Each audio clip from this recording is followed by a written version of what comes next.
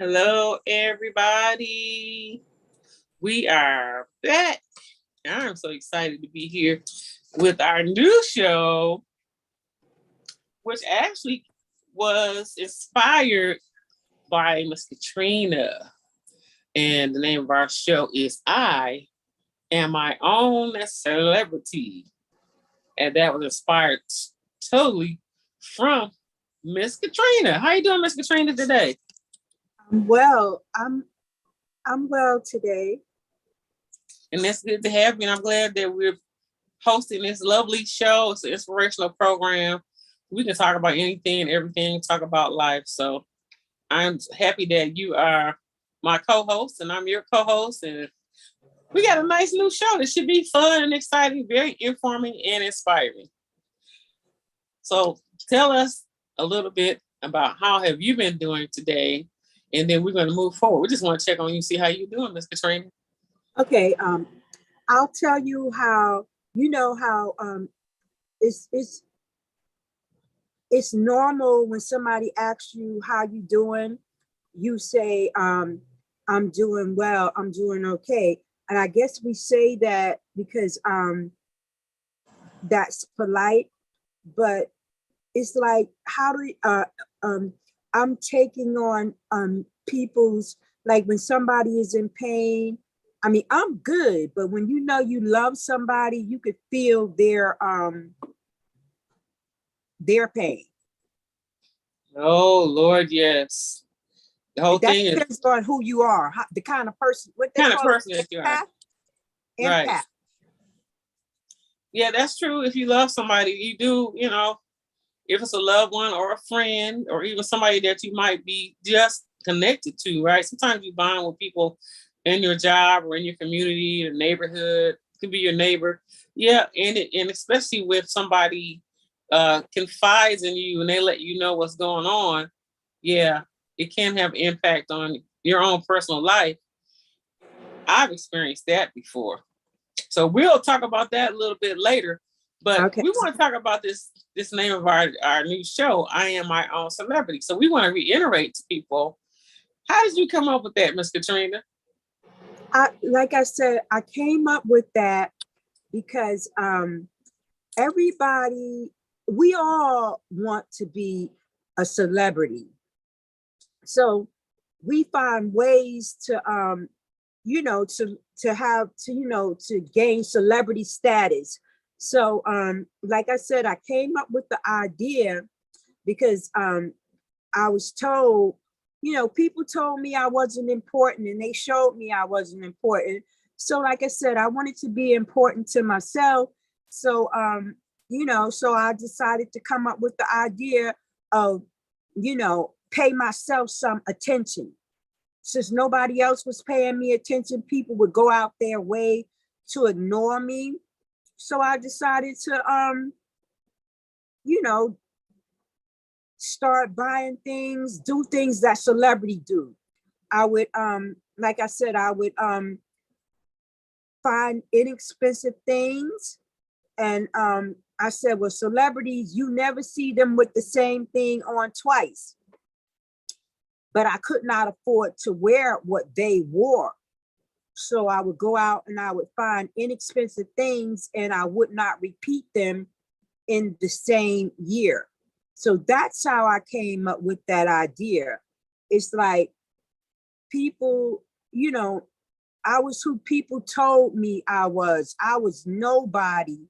So and you know what? It that by telling me that, that was really, it was a blessing in disguise. It humbled me. It humbled me to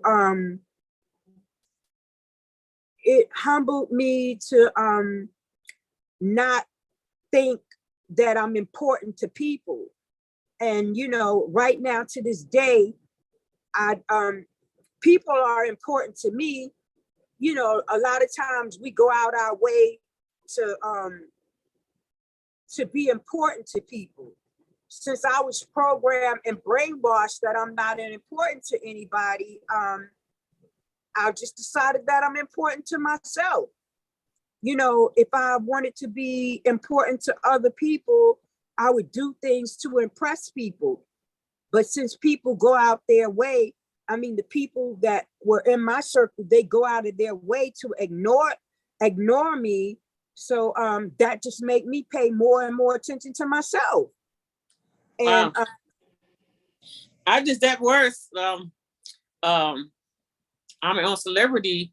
I think out of that word, I was thinking about it the other day. That word celebrity is like celebrate.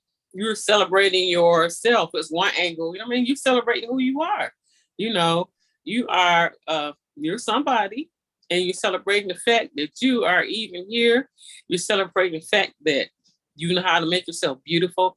You celebrate the fact that you know how to inspire people. You're celebrating the fact that you are just a human being that's here, that's doing some wonderful things.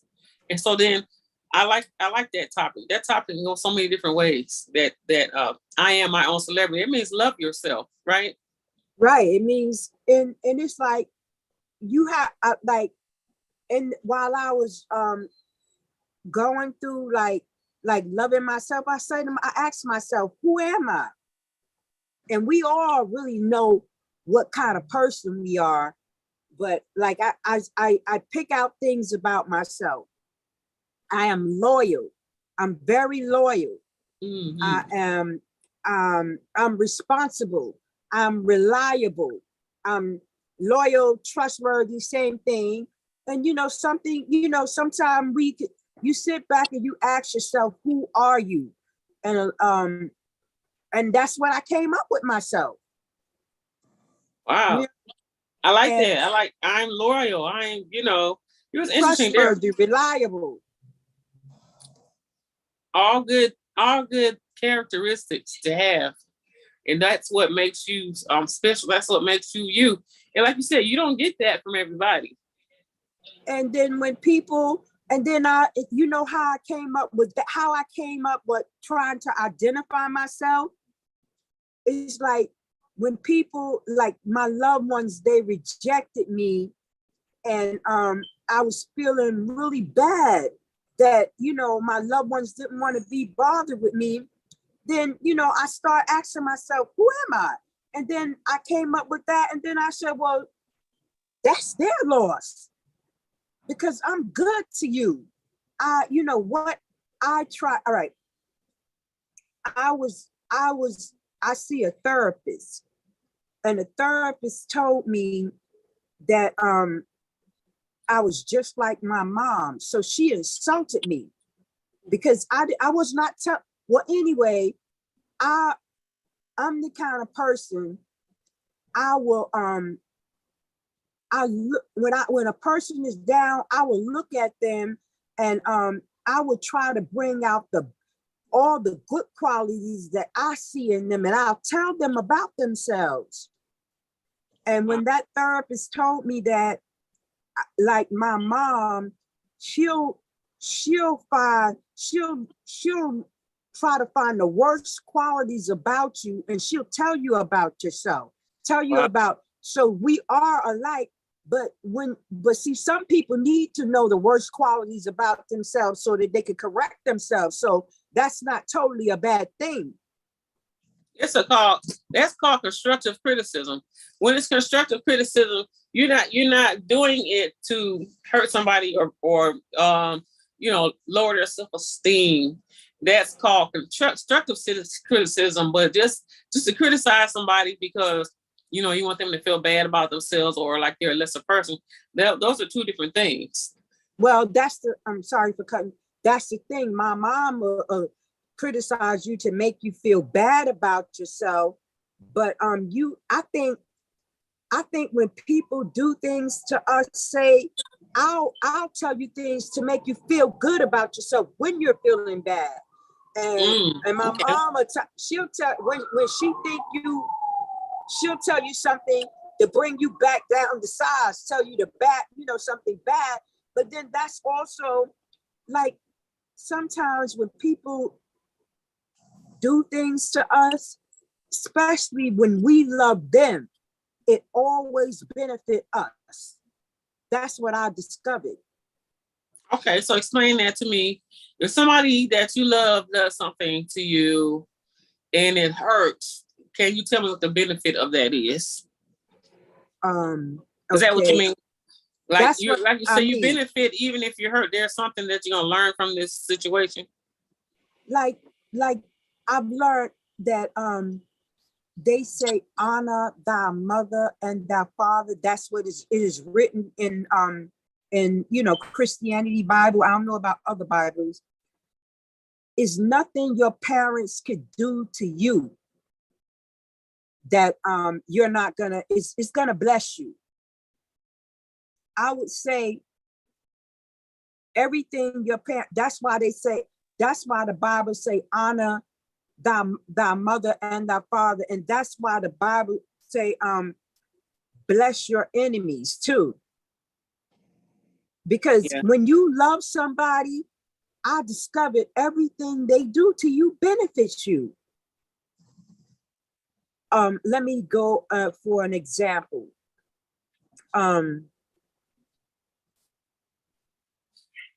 Like for instance, like I'll use this as an example since I can't, like a person, I met a person, um, I see the person, they had their arm cut off, one of their arms. And that person does more with the parent, cut their arm off. That person does more than they would ever do with two arms. They use that, I mean, when anybody you love do something to you, it benefits you. When they do something that's not good, it's a blessing. Like, So okay, so I say what I think you're saying? go ahead. I see. Hi, Sharon Fritz on Facebook. Hi. Yeah. Um, what I believe you're saying, there's a scripture in the Bible that says things that's meant for your bad will be to your good. I don't know if you read that scripture. But in other words, the thing that happened bad, it turns around, especially if you're a good person, you're with the Lord, you believe, you're a believer. And I even believe that for, maybe some people haven't come that far yet, but just, doing the right thing. And if something comes your way to mean you harm, whether if it's a person's intentions or if it's a situation and to intend to hurt you, but because you are who you are, that means you didn't do anything to deserve that. That your whole thing is you as far as you're doing the best that you can, that you treat somebody right. Well, the Bible says that act that is meant for your bad is going to be to your good. You might not feel like it right then when it happens because it can hurt your feelings or whatever, or it could be bad. But in the long run, short run, it's going to turn out to either make you better or be something best for you. So, what I'm looking at you now because you told me, the history of some of the things that happen at home with somebody. I'm not going to say that it's right for that person to do that. We don't want people to think that it's all right for somebody. It's not all right for somebody to put you down. It's not all right for somebody to try to bring your self-esteem down. It's not all right for somebody to feel like, oh, you think you're somebody, I'm gonna make you feel like none of that's all right. So we don't want the audience to think that is okay. It's not okay.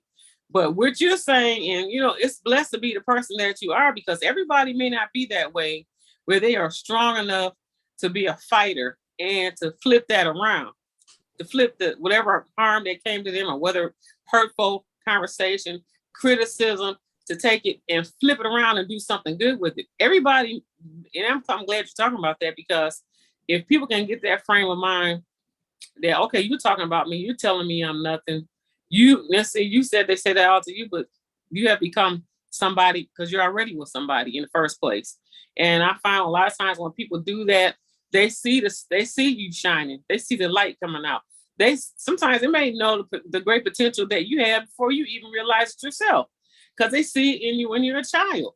And they see it when you're growing up, and they see, okay, she's got the way she thinks is different. The way he thinks is different. His mind is, they're going to be somebody. Well, they're going to be different than everybody else in the family. So I'm going to tear that self-esteem down and tear them down in their mind.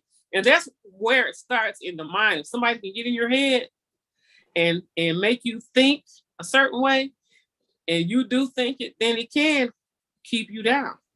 So I'm glad you're talking the way you're talking, because what happens is you're saying, and so I think that's what you're saying. You're saying it's not your well, I'm not glad these things happen. Maybe in the long run, you're going like, I'm the woman that I am today because there's such and such and such happened to me. And now, well, maybe I wouldn't change it now, because it buffed me up. It made me be who I am. It made me a better woman. It made me a better man, you would say, because something that somebody said, did, but you still came out stronger and on top. So the conversation is good because you can inspire other people. Now, to me, I think that's what you're saying. What was meant for your bad came out to be good for you anyway. Because you took it, you flipped it in your mind and in your spirit, and decided that you was going to overrule. It's like you said, I am a celebrity. Or somebody gonna keep telling me I'm nuts. You're not nothing. You're not gonna be nobody. So what you did is you came up, eventually just saying, I'm a celebrity. I'm gonna love myself. I'm gonna make myself look good. I'm going to go ahead and do because I know I have potential to do these things. So, so to me, that's what you're saying. If you can tell me if that sounds like that's the way we're going. Okay, I'm gonna give you an example. When I was coming up, my mom used to tell me, Katrina, your thinking is not correct. You're not smart. So what I did, being that I was told I wasn't smart, I listened, because that made me try to get smart. And then when other people, like in the marriage, see, I didn't have very many people in my life. When people would talk to me, when I would talk and people would ignore me, I would listen to them, because I was trying to get people to hear me. And it is better to understand than to be understood. So they did not want to understand me. That's where they messed up at. But I listened. They didn't want to hear me, but I listened to them. And that gave me, that made me observant, and that made me, understand when people ignore you, you just sit back and it's automatic. It's like when somebody tell you you're not smart, it's automatic. Then you become, your mind is going to want to be smart, and it's going to make you smart, because you're gonna learn. When somebody tell you you're not smart, you're gonna pick up. So maybe you're just saying it's gonna trigger something in your thought pattern to try to figure out what I need to do better. Everybody doesn't do that, Katrina. I'm gonna tell you, everybody doesn't take it. Now I had people do that to me too, and it was criticism, because they wanted to keep my mind down. It wasn't, so it might have been some truth in what they were saying, but also at the same time, it's like it looked like they got joy out of saying negative things, because if it made me feel smashed down, it made them feel taller and better. A lot of times when people do that, it's because they have their own self-esteem issues. That's true, but and so when they do it, they take it out on you, trying to say, I'm gonna smash you down. I'm gonna make you feel like you're not much of nothing. And so, and I just want to say, everybody, Katrina, they don't overcome it. And that's maybe a good reason why we're talking about it, because you might think that way. I know when somebody told me something, what I did, I at first I got a little angry, and I was like really young then. Then the anger left. I said, okay, I'm going to make myself be the best that I can be. And as a singer, that's what it was. I was singing, And they didn't want me to sing. They, people were noticing me and all that, and they wanted me to be on a recording label and all this. And so when they were there, they was trying to smash me down. And so they told me something that you this. And so what I did is I began to practice even more to the point to professionalism. So when I went out, they asked me to sing. They said, "You went to school for that? You're a professional vocalist." Well, my mom's told me the first time you get paid for something, you're a professional anyway. I said, okay. So what they thought they were doing in trying to be harmful and make me feel like you're nothing, no way.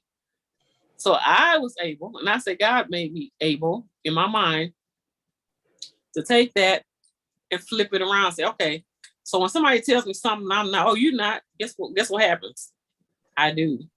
But everybody, they don't get a chance to overcome like that. So that's kind of good you're talking like that, to tell everybody and anybody you can be an overcomer of feeling like when somebody tells you that you're nothing, you're nobody, you're never going to make it.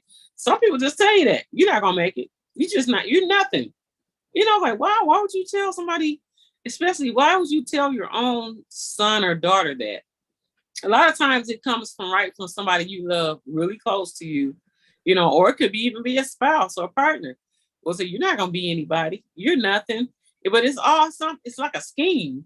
It's a scheme to get in your head, because if they can control your thought pattern and make you believe that you're nothing, then you won't be nothing, because you're going to be like somebody's got their foot down on your esteem, and you can't do anything because you believe that, okay, I'm not going to be nothing. And then the other issue that overcomes you is your heart is broken and you feel bad.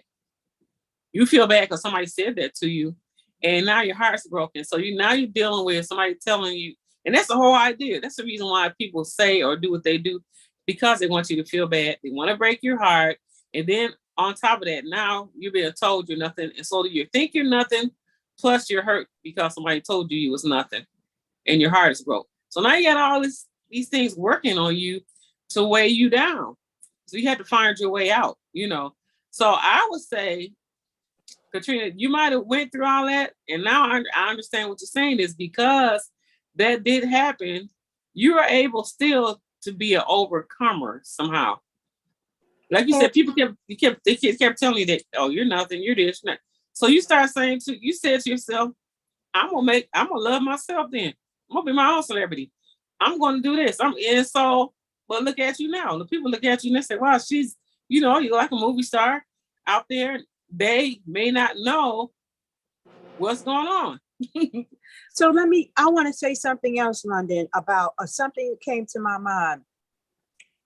When I realized, when I was in a marital relationship, this might be for other people too. If somebody wants you to water down yourself, they don't really like you. It's like that person, that person did not like me. He did not want me to be me. And a lot of people didn't like me. The people that I was around, he didn't like me. I had to water down my personality. I just had to water down myself. Like some people, it's like some people don't even want you to get a job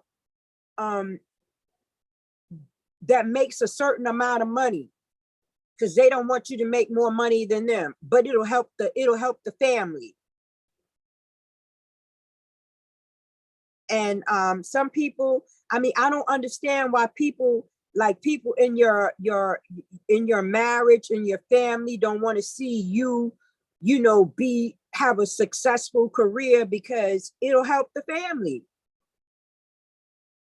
And people just bring each other down when they really could bring each other up. And then when you get to where you're going, then everybody is sorry. Nobody wants to support you. But when you get to where you're going, then everybody want to get on board. Yeah, that's how it is.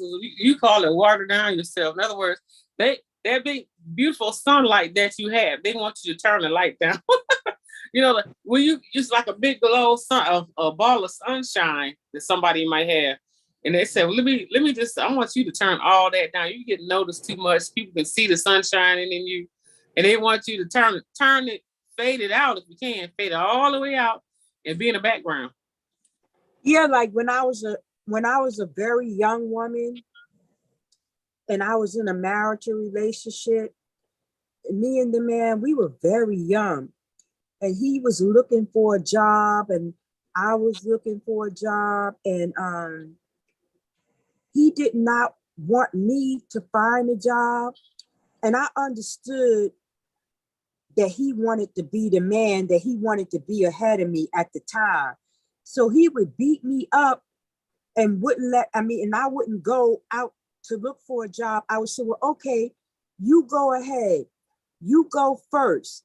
And I would help him, find a job, go through the telephone book and, see, who's hiring, moving company, whatever, because I understood where this person was coming from. That was, I'm bringing up that subject to people. That's how I go, like, but if I would have went, he would have thought I was more than him. I don't know, but I guess things. It's like they have two.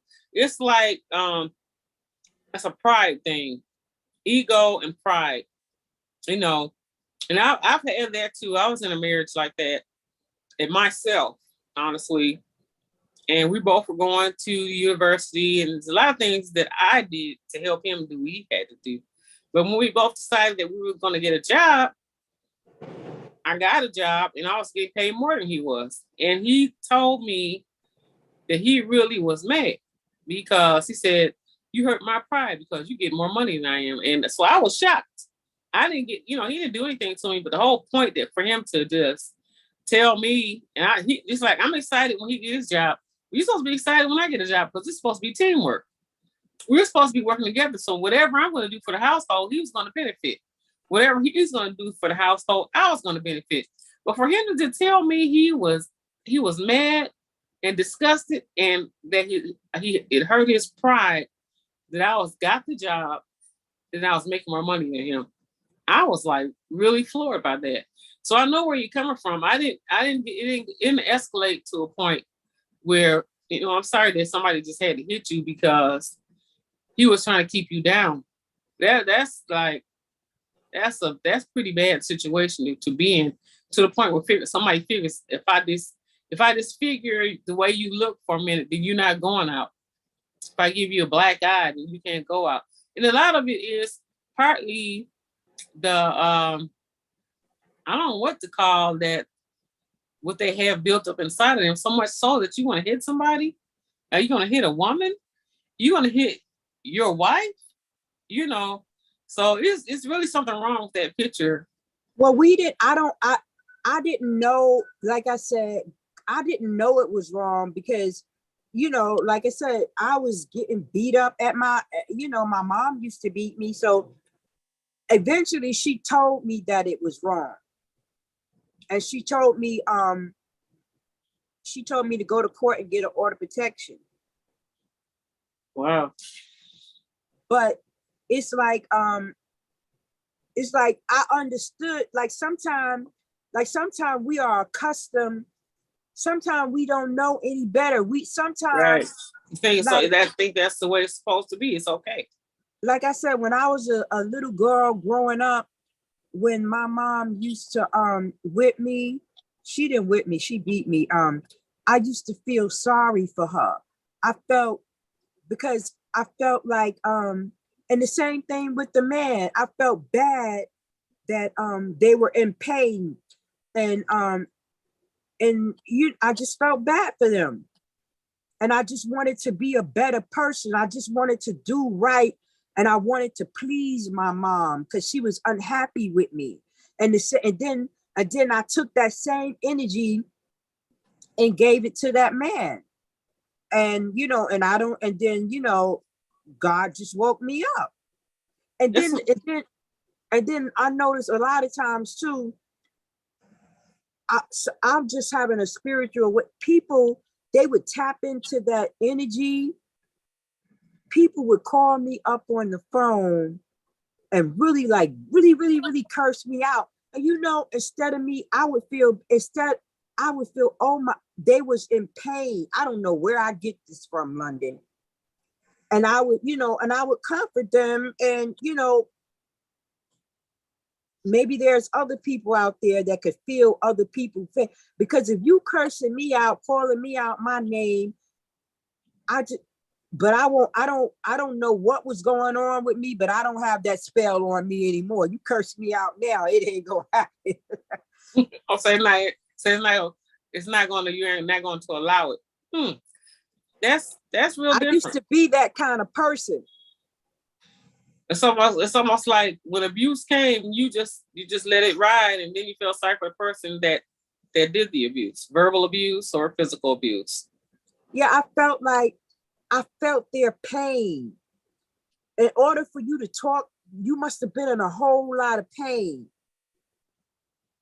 But at the same time, so like you said, you're not like that now, but it's still not fair for people to take things out on you like that. And some other people might even think the same way. You feel their pain, you feel sorry for. Maybe that's why maybe it could be why some people stay in a really, a relationship that's not good for them. A volatile relationship, and maybe because a lot of times the women, after it get beat up over and over and over again, and they don't leave because they say, well, I love him, or between fear of leaving because he threatened you, but some people don't leave because they just love him. And like you said, some people really, I've heard people think that's what they're supposed to think. They think they're supposed to. If somebody got mad, then they hit you. And that's, I'm also talking about verbal, emotional abuse too. Some people like emotional abuse.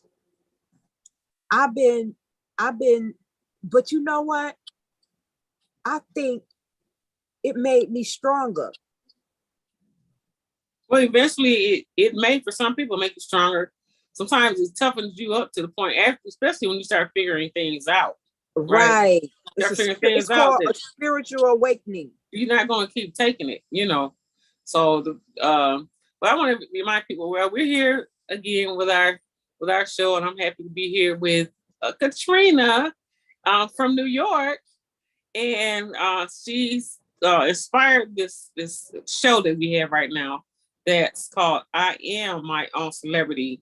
And if you first hear it, you think about Hollywood, this and that, but she's talking about how she celebrates and how we can celebrate ourselves, how we love ourselves, how we can dress ourselves up, make ourselves feel good, do things to make our own self happy. And if something comes that way to tear that down, you just don't allow that to tear you down. In other words, just learn like self-care, self-love, and knowing that you are somebody, and knowing that you are beautiful. And then after a while, when people try to give you conversation and make you feel bad, then you can realize if that's their problem. They have a problem, I don't. What I'm trying to do right now, London, I'm trying to tell the audience how I turned my pain into strength. Okay. Turn your pain into gain. Right? I'm trying to say how you became strong from the pain. How you, like, when people, like when I was saying that I was told that I wasn't smart, that what it did was I listened. Because sometimes when people keep talking because they think they smart. But if you talking fast and you keep talking, you're not smart. When people tell you you're not smart, you listen. Smart people listen. Okay, so there's a lot of different factors that come out of that. Somebody, first of all, I feel like this. I understand what you're saying too, as far as somebody telling you you're not smart, that you listen. Of course, you listen, but on the flip side, that other person is not. There's the other person has an issue. A lot of times, people tell other people that because they have an envy problem, a jealousy problem, or they feel insufficient themselves. And so instead of them working on making themselves better, and if they see that you look like you're in a better spot, or they see that you're going to flourish, or they see the great potential that you have, then they use the conversation. It's almost like a brainwash, if you will, to knock your thought process down. So I understand why you said you turn it around and make it strong, but I want to talk about the person that's doing it. They're wrong for doing it, and you don't have a right to get in somebody else's space and trying to knock them down, which a lot of times people do. They do it anyway, And so if it comes from someone that you love, that's when a lot of times it hurts the most, because it's from you expect a support from maybe your mom or your siblings, or if you're married, you expect to have support. That's like you said, you are loyal. You are, what was the words that you were saying? Trustworthy, reliable. So you have all this going for you, and the other person is not giving back to you like you give to them. But a lot of that comes from either usury, jealousy, envy, and they feel that they want to be the main spotlight, and so anything that's coming, especially for somebody. So my issue has always been like, how, if you love me, now we're talking about a relationship or any type of relationship, whether mother, daughter, father, daughter, son, sister, brother, spouse, partner. My thing has always been, because if I love you, then I'm not going to hurt you, number one. If I love you, I'm not going to do things to make you feel bad on purpose. I'm just not going to do that. Because to me, that's love. If I love you, I'm not going to do that to you on purpose. Out of the clear blue, I'm just it's like I'm going to say bad things to make you feel like, oh, you're nobody. You're ugly. You're stupid. No, I'm not going to do that. And so, but for them to turn around and do that to the person that is loyal, that's understanding, that, you know what I'm saying? So it's like the two people in that relationship, it's not matching. Somebody's maybe 85, 95% good, but then you got the other person's just not, only 10%, maybe not even that. So somebody's doing all the giving, and somebody's doing all the taking, but it doesn't seem to be reciprocal. That will make a beautiful relationship for anybody, whether it's your mother, your sister, your brother, mother, daughter, father, son, your wife, your husband. That my plan is, in my heart is, you're supposed to treat somebody like you want to be treated. And then also, what I want good for me, I want good for you. So I'm not, what I'm going to do is, whatever I do is for us. If I do good, it's for us. And then there's a way to talk to people too, especially in a relationship. In other words, being upfront, being able to talk with each other, or people say agree to disagree. But we're not talking about that right at this point. We're talking about how people just want to tear your self-esteem down and just tell you that you're nobody. And so we want to tell people that you are somebody. Yeah. So what I'm saying, when somebody tells you that you are not smart, you are smart.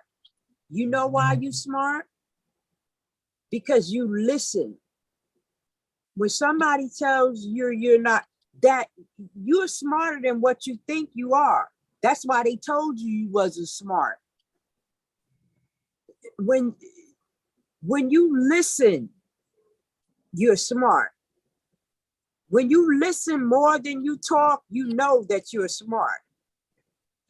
And when people, attack you, they are in more pain than you are. They're hurting. I mean, it's easy to retaliate. When people verbally attack you, they're in some deep pain. And the reason why these people are in pain is because of the way you treat people. What makes me feel good about myself is because of the way I treat people. Of course, you're gonna feel bad about yourself if you treat people bad. You treat people how you feel. And why do you feel bad? You feel bad because of the way you treat people. Does that make sense? I'm trying to make sense of it. That part makes sense. It's so many reasons why a person can be mean and nasty and evil. And I do believe you're right a lot about people. Some people are hurting, but to me, it's still that it doesn't give them a right to do that to somebody else. Those people become bullies. So it's incorrect to be able to bully another person. That's what they might be hurting, but they're still a bully. They're gonna always want to walk up and smash somebody's down, verbally abuse you, physically abuse you. That's what you call a bully. So here is a point right here, this conversation that we hope that if anybody is doing that they will stop. Go get some help. They need to go get some help.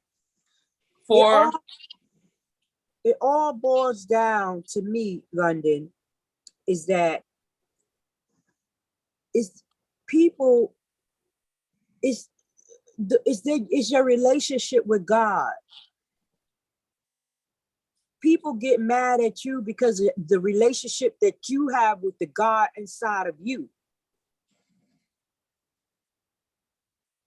Well, in that case, I also would say, because you have the Spirit of God inside of you, and if the other person doesn't have the Spirit of God operating in them, well, the enemy doesn't like God. So he'll get down in somebody else's spirit that doesn't like the God in you, and the enemy will use them to try to come against you. So you see that what I'm saying? Londen, you brought a good point up. The enemy does not like God. So if you like God, you the enemy's enemy. Right. There you go. That's it. But at the same time, you still will win. That's the whole thing. Because you have God and you have that good, strong spiritual support, then the God will help you be the winner. He'll help you to be the overcomer. He'll help you to be the successful one.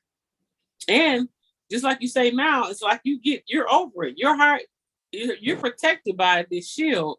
And when things come, and then now you have knowledge of, now you can tell somebody else. If you see somebody that's going through, now it's almost like a testimony now that you can tell people, look, I've been through there, I've been here, I'm like this. But I always like how you say God is the one that gave you the awakening and came into your life. Now, in your history, you had said that I didn't know how you got strung out on drugs. You said you had gotten strung out on drugs and different things. And I don't know if you felt that you said you wanted to stop the pain, the mental anguish and the pain. I wanted to cope with it. It helped me to deal with things that I did not want to deal with. Drugs and alcohol helped me to accept the psychological, the abuse, the emotional abuse. I did it to accept. Wow. With it. And, that's a lot. To accept things, because sometimes when you love people, I mean, you know what? I used to think that because somebody was your child, somebody was your sibling, somebody was your parent, you had to take abuse from them. Wow. Think that. Just think, a lot of people might even think that for real though. Like it's something that you're in, and you're supposed to take it because they're your mom or your Like your husband or your my mom used to be so verbally abusive to me, and I had a family member. It was so painful, and I would try to get a break and try to stop talking to my mom. This person would make me feel so bad because I could not take the pain. And then I realized that person enjoyed seeing me suffering. It was entertaining that person. Mm. So that's what made you strong enough to, when you realized that, you stopped letting it happen, right? Yeah, after I stopped using drugs and alcohol. Okay, now so you that's a serious situation. So that you said that God came and pulled you out of that situation by talking to you and telling you what to do, right? Yeah, so what I'm saying is that I believe all that psychological abuse, of verbal, emotional, I believe if I can help somebody else get through it and don't go through as long as I went through it, it's all worth it. It is. I see what you're saying. Yeah. It's all so in other words, I see what you're saying. What you've been through, that's why now that's kind of explaining what you're trying to say. What you went through is still was for your good, so you can help somebody else though. I mean, I feel like this. How do I say it? I want to be careful with my words. If I want to help people, I needed that for my purpose. I deserved it because I want to really help people. Because let me tell you something. I'm the kind of person, I only have financially. If I had money, I would be doing God's job. God don't want me to do that. He want me to help people with the pain that I've been through. That's how because I'll be trying to play God, but I ain't God. God don't want me to take care of people. He want me to inspire people. He want me to show people how to get close to him on a spiritual level. I like that.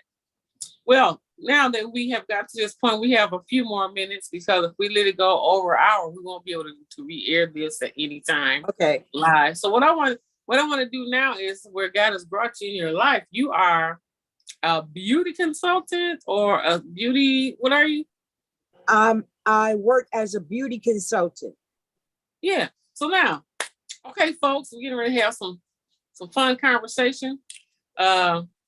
So you're gonna tell me how you make your skin look beautiful, and what products, what can we do, especially some of us that say, look, I can't afford to go to one of the big time stores and get all these high price products to beautify myself or moisturize my skin, but how can I look good for less? Well, what I do as a beauty advisor, I work with people that, to try to encourage them to, buy their products on a budget.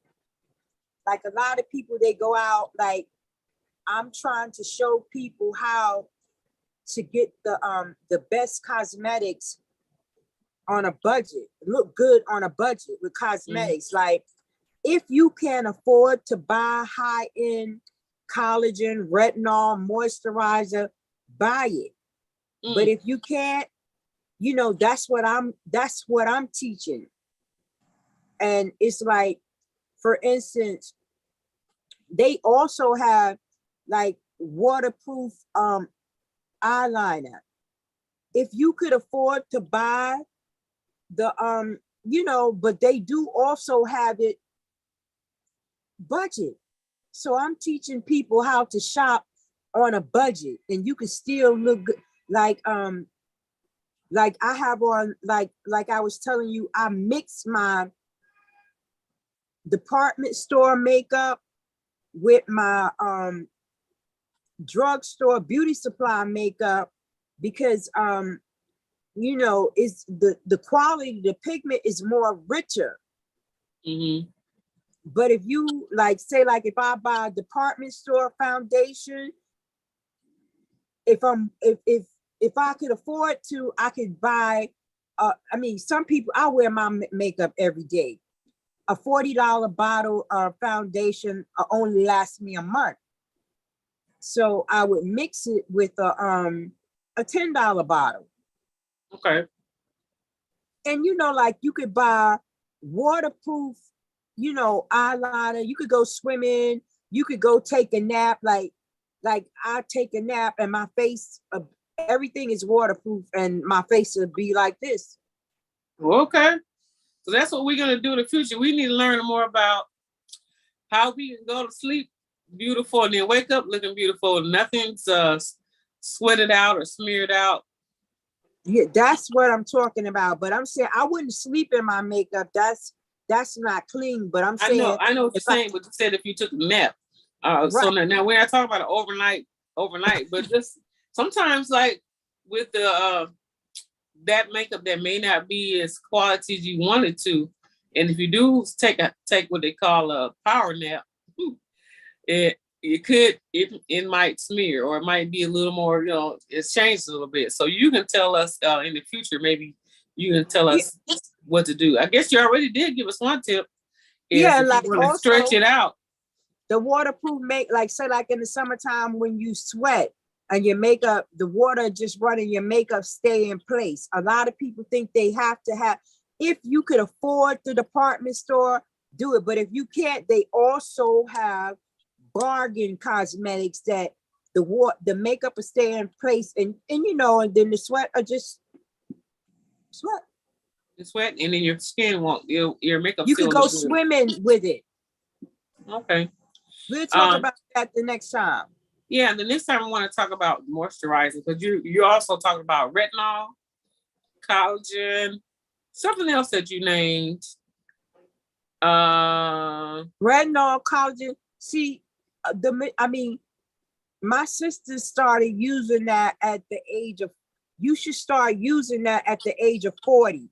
Like I was saying, a lot of times we'll put lotion all over our body, but we won't moisturize our faces. Then you'll find your arm is smoother than your face. Mm-hmm. We have to put moisturizer on Well, our face. that should be a daily habit, right? Yeah, but a lot of I've talked to a lot of women. They'll go and they'll lotion their whole body, but they won't do nothing but wipe their face. And then I said, look at your face and look at your arm. And they didn't realize it. Okay, so moisturizing is important for your face as well as the rest of your body. But so we'll talk about that one day. We'll come back and talk about what kind of moisturizer to use on your face, and also just some other things that you know, some people think they know. Some people don't really maybe realize the different kind of products that they can use, or like you said, maybe even moisturizing your face at all. Just yeah, we got the same way you got to moisturize your whole body. A lot of us women, men too, we forget about our face. Well, I think the face, a lot of women feel like the face is the number one thing. They want to keep it intact. They want to keep it youthful. They, you know, so talking like this, maybe that will increase the knowledge to go ahead and moisturize. My mother used to do it all the time. My mother, I tell you, I learned a lot from her. I had to try to keep up with her. But skin was beautiful all the time, even with no makeup.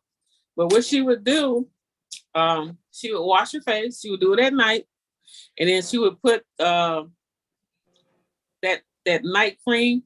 But she loved oil of. Oops, I can't say that. Stop. But anyway, y'all know what I was getting ready to say. She would put that on her face and get up in the morning, you know, and then she would wash it. Then she would put another just a regular moisturizer on, and she would massage her face. You know, I saw my mother do a lot in her skin.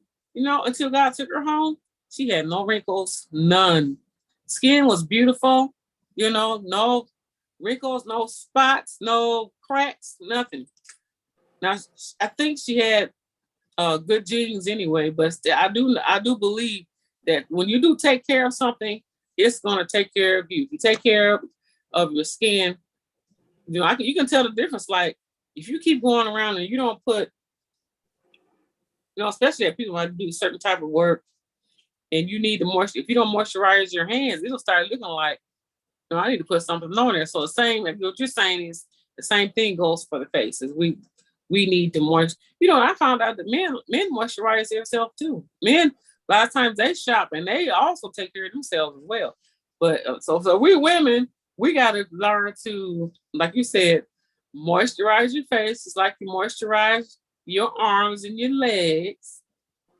And then maybe when we come back, you can tell us what kind to do.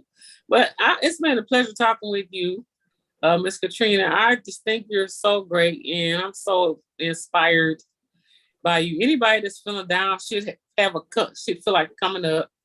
Anybody that's down in their life right now, if you listen to this conversation, that should bring your, inspire people.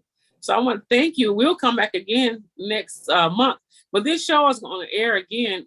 We're going to air it every week until we do a brand new show, so that you have an opportunity. So we have a time. So what is this? This is Thursday, and we started at probably about 6:15. So I have to make sure 7:15. This show can air every Thursday from 6:15 to 7:15. People can watch it again until we come back and do a brand new live show. They'll see us live again. Well, Mrs. Katrina, we appreciate you. We love you. We thank you. I'm so glad God has blessed you in your life and made you a big ball of sunshine to bless a whole lot of other people in your lives. We've been tuning in to Miss Katrina in London. We're co-hosts now. We have a show. You want to tell them the name of the show? I am my own celebrity. But today's topic, I believe we was trying to like turn your pain into strength. Thank you. So we're gonna go. So we'll have enough time. Ms. Katrina, I'm gonna call you back if it's okay. We love you, everybody. Thank you for tuning in. Thank you, Ms. Katrina.